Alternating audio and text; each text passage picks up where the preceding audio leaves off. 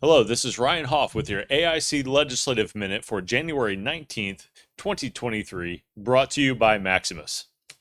As several bills of significance to counties became publicly available this week, I'll cover a few of those, but keep in mind that full lists of bills projected to have some impact on each county office are available on our website and the e-news you receive from us each week. First, House Bill 1499 would have significant impact on property tax collections by lowering the residential property tax cap from the constitutional 1% limit to 0.9% in 2024. The cap would then incrementally increase back to the constitutional cap over a 4-year period. The bill would also provide an increased supplemental credit beginning in 2024 and similarly phase out over a 4-year period. The fiscal impact to counties of this bill would be $67.5 million in the first year and incrementally declining as the reductions are phased out. While this issue is likely to evolve over the course of the legislative session, homeowner property tax bills are clearly an issue that are on the minds of the legislators.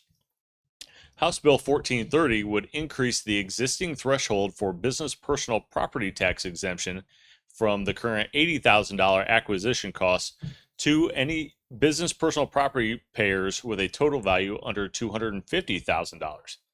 This threshold has been repeatedly increased in recent years since it was created at the $20,000 limit.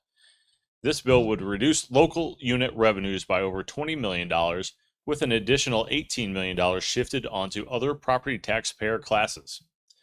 Senate Bill 417 authorizes a county lit rate for expenses related to court staffing costs paid by the county.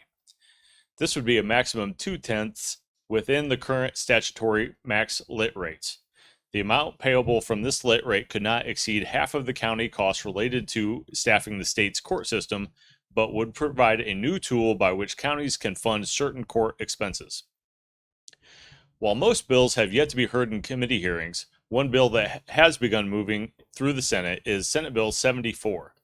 This bill, as originally drafted, would have reduced the 50% MVH restriction to 40%. However, the Senate has amended this bill to leave the threshold at 50%, but add costs related to snow and ice removal to be eligible costs from the restricted fund. This bill passed Senate Appropriations Committee today with a bipartisan vote of 12-1. Expect the pace of session to rapidly increase now that almost all the legislation is available for public viewing. Keep up to date with AIC's work on your behalf through our e-news, our Twitter feed, and Facebook pages. And please join us February 7th and 8th at our legislative conference here in downtown Indianapolis. This has been Ryan Hoff with your AIC Legislative Minute, brought to you by Maximus.